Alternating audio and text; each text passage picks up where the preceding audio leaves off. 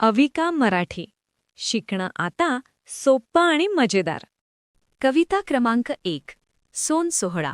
छत्र चामर डोईवरी सप्त नद्यांचा जलाभिषेक. सोन सोहळा रायगडी शिवरायांचा राज्याभिषेक. शिवशंभोच्या साक्षीने मावळ्यांनी सांडिले रक्त. प्रतिज्ञा स्वराज्याची सफल रचले सुराज्याचे तख्त. देशोदेशीचे राजे रजवाडे हत्ती पालख्या झुली.